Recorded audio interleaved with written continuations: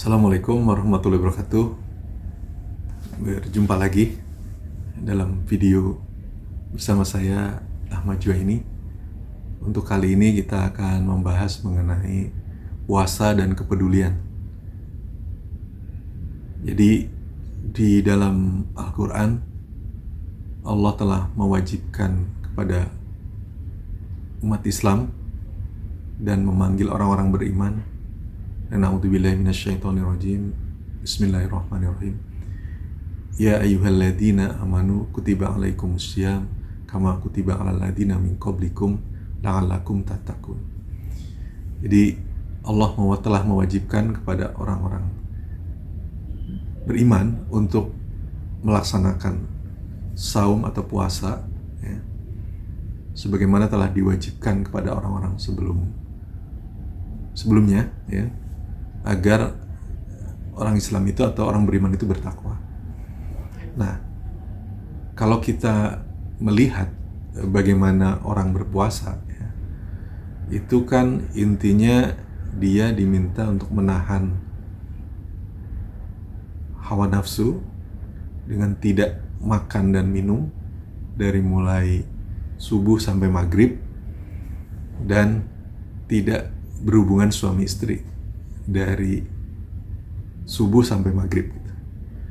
Nah, terkait dengan diminta kita tidak makan dan minum dari subuh sampai maghrib, itu normalnya akan terjadi proses satu, berkurangnya konsumsi makanan kita. Ini normalnya, sekali lagi normalnya berkurangnya konsumsi makanan kita, entah seberapa persen pun gitu. Ini secara normal. Meskipun tentu ada orang berpuasa tapi malah makannya makin banyak gitu. Kan waktu makannya berarti tinggal dari maghrib sampai subuh, jadi malam gitu. Nah, mestinya dengan waktu makan yang diubah jadi waktu berbuka dan sahur, atau katakanlah malam hari lah, pokoknya itu kuantiti makanannya mestinya berkurang, ya, entah seberapa besar pun berkurangnya. Itu makanya kenapa orang berpuasa itu umumnya selama 1 bulan berpuasa itu ujungnya nanti akan berkurang sedikit atau seberapapun tentang berat badannya, ya, karena konsumsinya juga ada berkurang. Ya, mudahnya kalau tadinya dari 3 waktu makan, tadinya jadi pagi, siang, malam, kan berubah cuma jadi 2, ya, pagi dan sahur gitu, atau buka dan sahur, atau pagi dan sahur lah, pokoknya malam gitu sama sebelum subuh. Jadi hanya 2 waktu biasanya makannya itu secara normal gitu. Meskipun sekali lagi ini ada orang yang mungkin konsumsi makannya ada juga yang tidak seperti itu.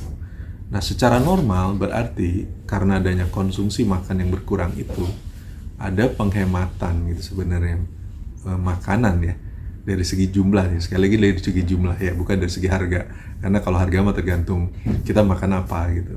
Tapi kalau dari segi harga mungkin itu terjadi kalau dari segi kuantiti mungkin ada penghematan, tak sedikit sekalipun, ya, sudah saya sebutkan. Nah, dengan adanya penghematan itu, setiap hari kan kita tadinya makan 3 kali terus berubah jadi 2 kali, berarti kan juga ada potensi sebenarnya kita menyisihkan makanan atau konsumsi makanan, atau ada sisihan makanan yang kita sisihkan dari segi potensi, ya. Ini sekali lagi dari segi potensi. Makanya kalau itu terakumulasi, itu punya potensi untuk berdonasi, ya. Jadi karena kita menyumbang dari mengumpulkan makanan yang kita sisihkan dari berkurangnya konsumsi makanan yang kita lakukan, ya, dari sejak awal Ramadan sampai menjelang akhir Ramadan itu, atau sampai hari terakhir Ramadan itu, maka akan ada potensi sumbangan donasi yang kita miliki dari hari-hari kita menghemat kuantiti makanan itu. Jadi kalau nantinya di akhir bulan kita diberi kewajiban syariat mengeluarkan zakat fitrah, itu menjadi mudah gitu kan sebenarnya, karena atau menjadi wajar gitu, ya, karena memang kita sudah menyisihkan makanan kan dari berkurangnya konsumsi makanan kita lakukan dari 3 waktu makan menjadi 2 waktu makan tadi. Itu semacam suatu proses yang logis dan wajar kalau kemudian diwajibkan melaksanakan zakat fitrah di akhir bulan ya, menjelang sholat Idul Fitri, itu karena memang kita sebenarnya telah dilatih gitu, gampangnya seperti itu, telah dilatih untuk menyisihkan makanan setiap hari di bulan Ramadan tersebut, sehingga ketika di akhir bulan ada yang kita keluarkan itu sudah hasil dari penyisihan sebenarnya dari makanan-makanan yang tidak kita konsumsi ya, atau tidak kita konsumsi, potensi tidak dikonsumsi oleh kita tadi di bulan Ramadan. Itu dari sisi pertama tentang mengapa bulan Ramadan itu punya potensi besar untuk kita berkepedulian, untuk kita menyumbang, untuk kita punya donasi, karena memang kita punya penyisihan kuantiti makanan di dalam kehidupan kita selama hari-hari menjalani Ramadan itu. Yang kedua, faktor kedua yang mengapa di bulan Ramadan itu kita lebih berkepedulian ya, bisa menumbuhkan kepedulian, karena setiap hari puasa itu kita dilatih untuk lapar ya, dengan lapar ya, meskipun laparnya tidak sangat lapar sekali mungkin dibanding orang-orang yang betul-betul kelaparan ya, atau betul-betul kesulitan mendapat makan, tapi kita ada juga merasa menahan lapar gitu. Nah, menahan lapar ini seharusnya membangun empati, menumbuhkan simpati kepada orang-orang yang tidak memiliki kemampuan mendapatkan makanan cukup dalam kehidupan sehari-harinya. Apalagi kalau mereka tidak sanggup memenuhi kebutuhan makan hanya untuk memenuhi kebutuhan pokoknya saja.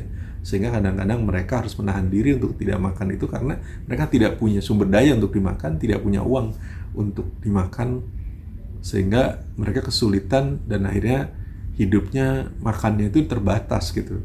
Jadi tidak bisa memenuhi kebutuhan makan secara normal. Nah, kesadaran kita melalui pendidikan puasa di mana kita dilatih untuk ikut lapar, ikut haus ya, itu akan membangun suatu empati dan simpati kepada orang-orang yang tidak mampu, yang tidak memiliki kemampuan untuk membeli, yang lebih sering merasakan lapar karena memang tidak punya kemampuan, bukan lapar seperti kita yang punya kemampuan ya. Kalau kita kan lapar karena diwajibkan dan dilatih gitu ya, sehingga kemudian kita merasakan lapar itu gitu ya. Tetapi mereka itu sehari-hari lapar atau mengalami lapar karena tidak memiliki kemampuan untuk memenuhi dan menutup kelaparan itu dengan memenuhi makanan atau mengkonsumsi makanan. Nah, ini juga seharusnya juga membuat kita semakin peduli dengan adanya didikan lapar, haus ya, yang kita alami selama Ramadan itu. Itu faktor kedua, kenapa Ramadan itu semestinya membangun kepedulian kepada kita. Nah, yang ketiga, kenapa Ramadan itu membangun kepedulian? Karena setiap ibadah di bulan Ramadan itu nilainya itu dilipat gandakan, nilainya itu tinggi gitu. Jadi sehingga kemudian kita dianjurkan berkepedulian, melakukan amal-amal kepedulian, menyisihkan sebagian harta kita untuk kepedulian di bulan Ramadan. Karena di bulan Ramadan itu menjanjikan balasan pahala yang besar, balasan pahala yang berlipat gitu. Jadi kalau kita kemudian berdonasi, berzakat, berinfak, bersedekah, berwakaf di bulan Ramadan ini, pahala yang akan kita dapat itu besar sekali gitu.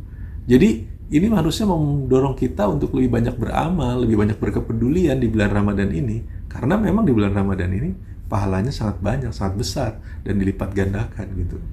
Jadi pantas kalau kemudian ada hadis yang menyebutkan bahwa Rasulullah itu kedermawanannya di bulan Ramadan itu seperti angin yang berembus gitu, menunjukkan bahwa sangat dermawannya gitu, sangat besarnya kedermawanannya itu, kepeduliannya itu, sampai-sampai Rasulullah disebut kedermawanan beliau itu di bulan Ramadan itu seperti angin yang berhembus gitu ya.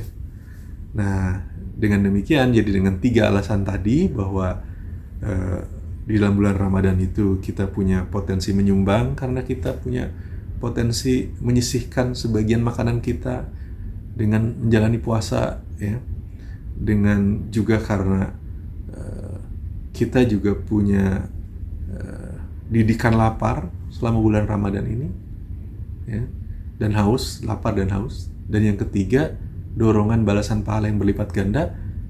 Sudah seharusnya kita semua memanfaatkan bulan Ramadan tersebut ya, atau memanfaatkan bulan Ramadan tersebut untuk lebih berkepedulian, untuk lebih beramal dengan amal-amal menyisihkan sebagian harta kita dalam bentuk zakat, infak, sedekah, dan wakaf untuk membantu saudara-saudara kita yang kekurangan, untuk membantu saudara-saudara kita yang miskin, dan untuk membantu segala kebajikan dalam kehidupan ini yang bermanfaat bagi masyarakat dan kehidupan ini. Demikian sedikit ulasan mengenai hubungan puasa dan kepedulian. Semoga banyak manfaatnya. Jangan lupa yang belum subscribe untuk subscribe di channel ini. Terima kasih banyak. Pamit. Wassalamualaikum warahmatullahi wabarakatuh.